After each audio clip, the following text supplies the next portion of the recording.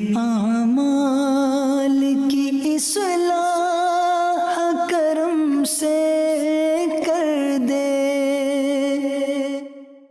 الحمدللہ رب العالمین والصلاة والسلام علی سید المرسلین، اما بعد فاعوذ باللہ من الشیطان الرجیم، بسم اللہ الرحمن الرحیم۔ پڑھیے الصلاۃ والسلام علیک یا رسول اللہ وعلی آلک واصحابک یا حبیب اللہ۔ الصلاۃ والسلام علیک یا نبی اللہ وعلی آلک واصحابک یا نور اللہ۔ درود پاک پڑھنے کے بے شمار فضائل و برکات ہیں۔ نبی پاک علیہ الصلوۃ والسلام فرماتے ہیں، جس کا مضمون ہے جو جمعہ کے دن مجھ پر 200 مرتبہ درود پاک پڑھے اس کے 200 برس کے گناہ معاف کر دیے جاتے ہیں۔ ایک اور جگہ نبی پاک صلی اللہ علیہ وسلم کا فرمان ہے جس کا مضمون ہے اور دنوں کا درود فرشتے مجھ تک پہنچاتے ہیں اور جمعے کا دن پڑھا جانے والا درود بنفس نفیس میں خود سماعت کرتا ہوں۔ یعنی آقا براہ راست جمعے کا درود جو ہے وہ سماعت فرماتے ہیں۔ تو ہمیں چاہیے کہ جمعے کے دن کثرت کے ساتھ درود پاک پڑھیں، محبت کے ساتھ بآواز بلند درود پاک پڑھ لیں۔ صلو علی الحبیب صلی اللہ تعالی علیہ۔ جمعے کے دن پر ہی آج کچھ بات کرتے ہیں۔ نارملی ہم جمعے کا دن ڈے آف فرائیڈے آرڈنری انداز میں گزار لیتے ہیں، تھوڑی سی کوشش کر کے جمعے کی نماز پڑھ لیتے ہیں، لیکن شاید یہ احساس نہیں ہوتا کہ یہ جمعہ ہمارے لیے کتنا بڑا رب کی طرف سے انعام ہے۔ جمعہ جو ہے وہ سید الایام ہے، تمام دنوں کا سردار ہے۔ جمعے کے دن جہنم کی آگ نہیں سلگائی جاتی۔ جمعہ کا جو دن ہوتا ہے اس کی رات کو دوزخ کے دروازے نہیں کھلتے۔ جمعے کے دن کو بروز قیامت دلہن کی طرح اٹھایا جائے گا۔ جو مسلمان جمعے کے روز انتقال کر جائے وہ شہید کا رتبہ پاتا ہے اور عذاب قبر سے محفوظ رہتا ہے۔ اور سبحان اللہ، جمعے کی ایک نیکی 70 نیکیوں کے برابر ہے۔ اسی لیے جب جمعے کے دن حج آتا ہے نا تو اس کو حج اکبر کہتے ہیں، کیونکہ حج بھی 70 حج کے برابر ہو جاتا ہے۔ ایسی کوئی اسکیم آ جائے، ایسا کوئی معاملہ ہو جائے کہ یار فلاں دنوں کے لیے کوئی اسکیم ہے، یہ کام کرو گے تو پیسے ڈبل ہو جائیں گے، فلاں ملک میں ٹیکس کم ہو گیا تو وہاں سے گاڑی منگوا لو، فلاں ملک میں نیا ماڈل آیا ہے تو ادھر کوشش کرو تو زیادہ پیسے بچ جائیں گے۔ ہم کاروبار میں جہاں جب پروفٹ نظر آتا ہے ادھر کوشش زیادہ کرتے ہیں۔ کئی کلومیٹر دور جا کر بھی اگر کسی اسٹور پر سیل لگی ہوئی ہو کہ 50% ڈسکاؤنٹ ملتا ہے تو ہم ادھر جا کے لیتے ہیں، یار فائدہ ہے۔ یعنی سیل لگا کر بہت سارے اسٹور والے سردیوں میں گرمیوں کا مال بیچ جاتے ہیں، گرمیوں میں سردیوں کا بیچ جاتے ہیں، ہم وہ بھی لے لیتے ہیں کہ چلو یار ابھی سردیاں نہیں آئیں لیکن سستا مل رہا ہے، جیکٹ لے لو سردیوں میں کام آئے گا۔ یعنی یہ ہمارا مائنڈ سیٹ ہوتا ہے، اس میں کوئی شرعی قباحت بھی نہیں ہے، لیکن یہی ذہن نیکیوں میں کیوں نہیں بنتا؟ جمعے کے دن ایک نیکی کرے تو 70 نیکیاں ہیں۔ اب آپ بتائیے کہ مثال کے طور پہ کسی نے ذہن بنایا ہوا ہے کہ میں منڈے والے دن، پیر والے دن کسی مریض کی عیادت کرنے جاؤں گا، ٹیوزڈے کو میں نے فلاں غریب کی مدد کرنی ہے، تو منڈے ٹیوزڈے سنڈے کو جو کام کرنے 2-3 دن پہلے کر لیں اور جمعے والے دن کریں تاکہ 70 ٹائمز ملٹیپلائی ہو جائے۔ تو اگر میرا اور آپ کا یہ نیکیاں کمانے کا ذہن بن جائے نا تو انشاءاللہ ہم بہت ساری نیکیاں اکٹھا کر سکتے ہیں، اور یہی نیکیاں آخرت میں کام آنی۔ یاد رہے مرنے کے بعد کفن میں جیب نہیں ہوگا اور قبر میں تجوری نہیں ہوگی۔ میرے اور آپ کے ساتھ جو جائے گی نا چیز وہ ہمارے اعمال ہی جائیں گے۔ یہ ہمارا سارا سرمایہ، سارے ہمارے ویزے، پاسپورٹ، ہماری جو بھی دنیا ہے وہ یہی رہ جائے گی۔ بلکہ بڑی خوبصورت بات کتابوں میں لکھی کہ جب انسان کا انتقال ہوتا ہے تو گھر والے آپس میں بات کرتے ہیں، ایک دوسرے سے پوچھتے ہیں کہ بتاؤ مرحوم نے پیچھے کیا چھوڑا ہے، مگر فرشتے جب بندہ قبر میں جاتا ہے تو آپس میں یہ گفتگو کرتے ہیں کہ بتاؤ مرحوم نے آگے کیا بھیجا ہے۔ اصل چیز وہ نیکیاں ہیں جو ہم نے آگے کے لیے جمع کر رکھی ہیں۔ اللہ کی رحمت سے ہر ہفتے میں ایوری ویک ہمیں ایک دن ملتا ہے جس میں ہم خوب نیکیاں کما سکتے ہیں۔ ہمارے بزرگان دین ہر جمعے تلاش کر کر کے نیکیاں کرتے تھے، ہمیں بھی یہ ذہن بنانا چاہیے۔ اور جمعے کے دن کی اہمیت کا اندازہ اس بات سے لگائیں کہ اس دن کی اہمیت اتنی ہے کہ اللہ تعالیٰ نے اس دن کی فضیلت بیان کرنے کے لیے قرآن میں ایک پوری سورت سورہ جمعہ کے نام سے نازل فرمائی ہے۔ ایک پوری سورت کا نام ہی سورہ جمعہ ہے، اور اس میں ارشاد باری ہوتا ہے، اس کا ترجمہ کیا ہے؟ اے ایمان والو، جب نماز کی اذان ہو جمعہ کے دن تو اللہ کے ذکر کی طرف دوڑو اور خرید و فروخت چھوڑ دو، یہ تمہارے لیے بہتر ہے اگر تم جانو۔ تو جمعہ کے لیے سب سے اہم کام نماز جمعہ ہے کہ حدیث پاک کا مضمون ہے کہ جمعہ کے دن جو سب سے پہلے آتے ہیں وہ ایسے ہیں جیسے جنہوں نے اللہ کی راہ میں اونٹ صدقہ کیا ہو۔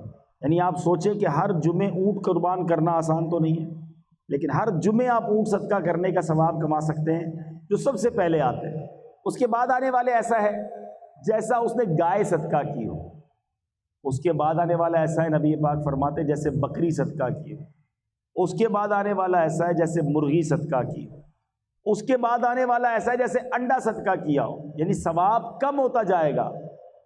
تو ہمیں کیا کرنا چاہیے کہ کام کاج چھوڑ کر اہتمام کے ساتھ جمعے کے دن جلدی مسجد میں آ جائیں۔ اور ماشاءاللہ اس سے ایک اور فائدہ یہ بھی ہوگا کہ جو بیان ہو رہا ہوگا وہ بھی سننے کو ملے گا، علم دین بھی ملے گا، اور راہ خدا میں اونٹ صدقہ کرنے کا ثواب بھی مل جائے گا۔ تو جمعے کے دن کی تیاری ہونی چاہیے۔ اچھا، اسی طرح جمعے کے دن جہاں نیکیاں 70 بار ملٹیپلائی ہو جاتی ہیں نا، اور یہ اللہ کی شان ہے کہ اس دن کا مرتبہ بہت بڑا ہے، تو پھر گناہ بھی ملٹیپلائی بائی 70 ہو جاتا ہے۔ جمعے کے دن گناہ سے بچنا ہے، عام دنوں میں بھی بچنا ہے مگر جمعے کے دن زیادہ بچنا ہے۔ یعنی مثال کے طور پہ اگر کوئی شخص رمضان میں گناہ کرتا ہے تو ہم کیا کہتے ہیں؟ یار رمضان کے مہینے میں گناہ کر رہے ہو، یہ تو نیکیاں کمانے کا مہینہ ہے۔ مکہ شریف میں جا کر ایک نیکی 1,00,000 نیکی کے برابر ہے، مگر ادھر گناہ بھی 1,00,000 کے برابر ہے۔ جس چیز کی تعظیم زیادہ ہوگی نا، اس گھڑی میں، اس مقام میں، اس مہینے میں گناہ بھی زیادہ ناپسندیدہ ہوگا، اس کی سزا بھی زیادہ ہوگی۔ تو جمعے کے دن بالکل آپ نے اپنے آپ کو گناہ سے بچائے رکھنا ہے کہ کہیں ایسا نہ ہو کہ عبادت تو نہ کر سکے اور الٹا گناہ گار ہو جائیں، ہمارے گناہوں کا میٹر چلتا رہے۔ اللہ پاک مجھے اور آپ کو گناہوں سے محفوظ فرمائے، گناہ کرنے سے ہم سب کو بچائے رکھے۔ اب جمعے کے دن کرنے والے کام کیا ہے؟ احادیث میں یہ مضمون ملتا ہے کہ جو جمعے کے دن عمامہ پہنتے ہیں، جمعے کے دن عمامہ پہننے والوں پر اللہ کے فرشتے درود بھیجتے ہیں۔ تو کوشش کریں کہ کم از کم جمعے کے دن امامہ پہن لیا کرے، اپنے آفس میں رکھ لے امامہ شریف اور جمعے کے دن پہن لیا کرے۔ ایک اور روایت میں آتا ہے کہ جمعے کے دن جو امامہ پہنتا ہے بغیر امامے کے 70 جمعوں کے برابر اسے ثواب ملتا ہے، 70 ٹائمز مور برکتیں ملتی ہیں۔ جمعے کے دن ناخن کاٹے جائیں تو تنگ دستی دور ہوتی ہے، روزی میں برکت ہوتی ہے، یہ سنت بھی ہے۔ یاد رہے کہ ناخن 40 دن سے زیادہ نہیں بڑھنے چاہیے، اور جمعے کو کاٹیں تو انشاءاللہ اس سے تنگ دستی دور ہوگی، روزی میں برکت ہوگی انشاءاللہ۔ تو اللہ پاک ہمیں نیکیوں کا حریص بنا دے۔ دنیا کے مال، دنیا کے کاروبار کی لالچ تو ہمیں ہوتی ہے، لیکن نیکیوں کی اگر لالچ ہو جائے نا، پتہ چل جائے کہ کہاں سے کیسے بڑی نیکی ملے گی تو فوراً اسے حاصل کرنے پہنچے۔ صحابہ کرام کو بڑا شوق تھا، یعنی وہ نیکیاں تلاش کر کے نیکیاں حاصل کرنے کی فکر کرتے تھے۔ اب حضرت عثمان غنی کی مثال لیجئے کہ کتنے بڑے صحابی ہیں، آپ ذوالنورین ہیں، عشرہ مبشرہ میں ہیں، اور یقینی جنتی ہیں، نبی پاک سے 2 بار جنت خریدی۔ اتنی ساری نیکیاں ہونے کے بعد ہم جیسا آدمی تو کہے بہت ہو گیا، اب اتنی ساری نیکیاں تو ہو گئی، مگر صحابہ کرام رکتے نہیں تھے۔ ایک بار نبی پاک علیہ الصلوۃ والسلام نے مدینے کے لوگوں کو پانی کی ضرورت تھی، تو جو کنواں والا شخص تھا اس سے کہا کہ یہ کنواں مجھے دے دو اور اس کنویں کے بدلے جنت میں کنواں لے لو۔ وہ شخص کہتا ہے حضور میرا یہی کاروبار ہے، میرا کام چلتا ہی اسی سے ہے، میں اسی پانی کو بیچ کر گھر والوں کا معاملہ کرتا ہوں. تو اس نے آفر کو قبول نہیں کیا. کسی طرح یہ خبر حضرت عثمان غنی کو پہنچ گئی. حضرت عثمان غنی نبی پاک علیہ الصلوۃ والسلام کی بارگاہ میں عرض کرتے ہیں کہ حضور وہ آفر میرے لیے بھی ہے، اگر میں وہ کنواں خرید کر مسلمانوں کے لیے وقف کر دوں تو کیا میرے لیے بھی جنت ہے، جنتی کنواں ملے گا؟ نبی پاک نے فرمایا اے عثمان یہ آفر یہ تمہارے لیے بھی ہے. حضرت عثمان نے وہ کنواں جس قیمت میں اس نے دیا خریدا اور مسلمانوں کے لیے وقف کر دیا. تو پتہ چلا کہ صحابہ کرام کو موقع ملتا، چانس ملتا کہ ادھر نیکی ہو سکتی ہے، وہ فوراً وہ نیکی کرنے کی کوشش کرتے تھے. ہم کاروبار کے لیے تو واقعی اتنے جس کو کہیں کہ ایگریسو ہیں کہ جیسے ہی موقع ملے کہ یہ کام کر لو ہم کر لیتے. اس ملک میں پہنچ جاؤ، اب دیکھیں نا اتنے سارے پاکستانی یہاں پہنچ گئے. میں دنیا میں جدھر جاتا ہوں ایسے ایسے ممالک ہیں وہاں بھی لوگ پہنچے ہوئے. موقع ملا، چانس ملا، دنیا نظر آئی، پہنچ گئے. لیکن کیا بالکل اسی طرح ہم آخرت کے لیے نیکیوں کے لیے وقت نکالتے ہیں؟ بلکہ یہاں تو حال یہ ہے کہ 5 وقت نماز پڑھنے کے لیے وقت نہیں نکال پاتے. یہ درست نہیں ہے، یہ زندگی کا انداز اچھا نہیں ہے. مرنے کے بعد ہمارے اعمال ہی ہمارے کام آئیں گے. اور آج میں یہ چاہ رہا تھا کہ چونکہ جمعے پر ہی بات ہو رہی ہے تو آج جمعے کے خطبے پر بھی کچھ بات کی جائے. جمعہ کے خطبے میں ہم ایک اعلان بار بار سنتے ہیں، الا لا ایمان لمن لا محبت لا. کبھی میں آپ کو مشورہ بھی دوں گا کہ بچپن سے جمعے کا خطبہ ہم سن رہے ہیں، کئیوں کو تو یاد بھی ہو گیا ہوگا، مگر اس کا ترجمہ بھی تو کبھی پڑھ لیں کہ امام صاحب ہر جمعے خطبہ دیتے ہیں، اس میں کہتے کیا ہیں، فرماتے کیا ہیں، سناتے کیا ہیں. سنو اس کا مطلب کیا ہے. الا لا ایمان لمن لا محبت لا، سن لو اس کا ایمان نہیں ہے جس کے دل میں نبی پاک کی محبت نہیں ہے. عشق رسول کے بغیر ایمان کمپلیٹ نہیں ہے. محمد کی محبت دین حق کی شرط اول ہے، اسی میں ہو اگر خامی تو سب کچھ نامکمل ہے. تو محبت رسول یہ ہمارے ایمان کی جان ہے. مگر اب سوال یہ ہے کہ محبت ہونی کتنی چاہیے؟ محبت تو بہت ساروں سے ہوتی ہے، ماں باپ سے بھی ہوتی ہے، بھائی بہنوں سے بھی ہوتی ہے، بچوں سے بھی ہوتی ہے، بچوں کی امی سے ہوتی ہے، دوستوں سے ہوتی ہے، کاروبار سے ہوتی ہے. تو پیارے آقا سے بھی ہوگی؟ نہیں جناب. کتنی ہونی چاہیے یہ بھی نبی پاک نے خود بیان کیا. بخاری شریف کی حدیث ہے، میرے آقا فرماتے ہیں لا یؤمن احدکم حتی اکون احب الیہ من والدہ وولدہ والناس اجمعین. میرے آقا فرماتے تم میں سے کوئی اس وقت تک کامل مومن نہیں ہو سکتا جب تک میں اس کے نزدیک اس کی اولاد، اس کے والد اور تمام لوگوں سے زیادہ محبوب نہ ہو جاؤں. ٹاپ آف دا لسٹ، سب سے زیادہ نبی پاک سے محبت کرنی ہے. اور یہ ایمان کا تقاضا ہے. تم میں سے کوئی اس وقت تک کامل مومن نہیں ہو سکتا. تو یہ میلاد کا مہینہ پیارے آقا سے کنیکشن مزید مضبوط کرنے کا مہینہ ہے. لیکن اب سوال یہ ہے کہ ہم ہو سکتا ہے سارے لوگ کہیں کہ بھائی ہمیں بھی نبی پاک سے سب سے زیادہ محبت ہے. اگر یہ بات آپ کہتے ہیں، یہ دعویٰ آپ کرتے ہیں تو دلیل ہے کہ نہیں؟ کیونکہ صرف زبانی کہنے سے تو نہیں ہوگا نا. اگر واقعی کسی کو نبی پاک سے سب چیزوں سے زیادہ محبت ہے تو پھر پیارے آقا کی سنتوں پر عمل کہاں ہے؟ نبی پاک فرماتے جس نے میری سنت سے محبت کی اس نے مجھ سے محبت کی، اور جس نے مجھ سے محبت کی وہ میرے ساتھ جنت میں جائے گا. تو سنت کی اہمیت کتنی زیادہ ہے. اس کو میں آپ کو دنیاوی مثال کے ذریعے سمجھاؤں کہ اگر کوئی بیٹا آپ کو ملے، کوئی بچہ ملے اور وہ آپ کو کہے میں اپنے والد صاحب سے بڑی محبت کرتا ہوں، میں اپنے والد صاحب کا دیوانہ ہوں، اپنے والد صاحب پر میری جان قربان. آپ کہیں یار کمال ہے ماشاءاللہ اپنے ابو سے کتنی محبت کرتا ہے. تھوڑے دنوں بعد اس کے والد صاحب سے ملاقات ہو اور آپ والد صاحب سے کہیں کہ آپ کا بیٹا آپ سے بڑی محبت کرتا ہے، آپ کی بڑی رسپیکٹ کرتا ہے، تو والد صاحب کہے ایک نمبر کا جھوٹا ہے، میری تو ایک بھی بات نہیں مانتا. تو آپ کیا کہیں گے؟ یار کمال ہے، میرے سامنے تو اتنی باتیں کر رہا تھا کہ ابو میرا سب کچھ، میرے والد ہیں اور میری جان میرے والد پر قربان، والد کہہ رہا ہے میری ایک بات نہیں مانتا. تو آپ کیا کہیں گے کہ جھوٹا دعویٰ تھا. اب اپنے بارے میں ہم سارے چیک کریں. ایک طرف تو ہمارا دعویٰ یہ ہے کہ نبی پاک پر ہماری جانیں قربان، ہم پیارے آقا کے بڑے عاشق ہیں. تو یہ عشق رسول نظر کیوں نہیں آتا؟ نہ چہرے پہ نظر آتا ہے، نہ لباس میں نظر آتا ہے، نہ باتوں میں نظر آتا ہے، نہ کاروبار میں نظر آتا ہے۔ کیا نبی پاک کا عاشق جھوٹ بول سکتا ہے؟ کیا نبی پاک کا امتی کسی کو دھوکہ دے سکتا ہے؟ نبی پاک فرمائے من غش فلیس منا، دھوکہ دینے والا ہم میں سے نہیں۔ پھر کیسا عشق رسول ہے کہ مسلمان بھی کہلاتا ہے دھوکہ بھی دیتا ہے، مسلمان بھی کہلاتا ہے گندی بری باتیں بھی کرتا ہے، مسلمان بھی کہلاتا ہے حرام بھی کماتا ہے، اپنے آپ کو نبی پاک کا عاشق بھی کہتا ہے اور بے حیائی کے کام بھی کرتا ہے، شرابی دوست بنائے ہوئے ہیں، معاذ اللہ خود بھی شراب کے اڈوں پہ جاتا ہے۔ تو خود سوچئے آپ کہ یہ عشق رسول نہیں ہے۔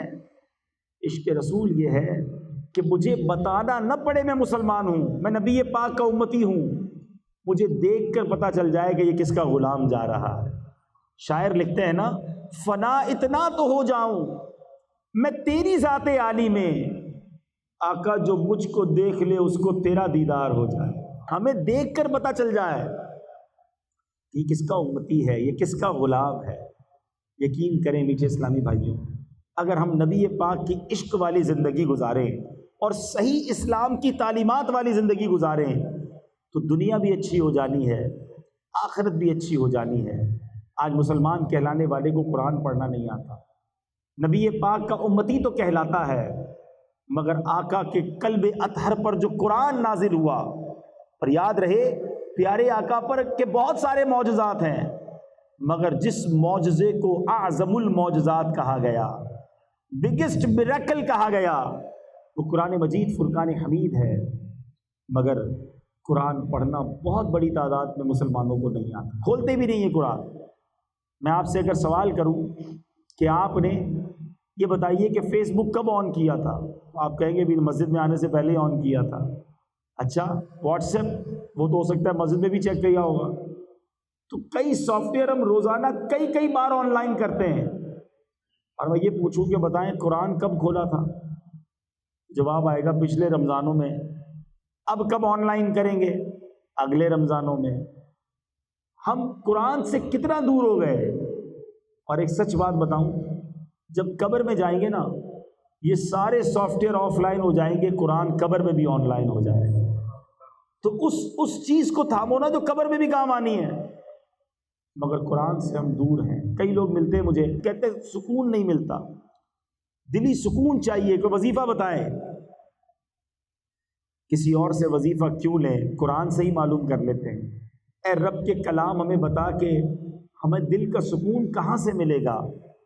اللہ کریم قرآن میں فرماتا ہے الا بذکر اللہ تطمئن القلوب، بے شک اللہ کے ذکر میں دلوں کا چین ہے۔ شراب پینے میں چین نہیں ہے، بے حیائی اور بدکاریوں میں سکون نہیں ملے گا، فلموں ڈراموں گانوں باجوں میں سکون نہیں ملے گا۔ اگر واقعی قلبی سکون چاہیے تو وہ اللہ کے ذکر میں ملے گا، اللہ کی یاد میں ملے گا۔ اللہ پاک ہم سب کو ساری زندگی پیارے آقا کی محبت میں گزارنا نصیب فرمائے، ان کی سنتوں پر عمل کر کے گزارنا نصیب فرمائے، ساری نمازیں پابندی سے پڑھنا نصیب فرمائے، آمین بجاہ النبی الامین صلی اللہ تعالی علیہ وسلم۔ میرے اعمال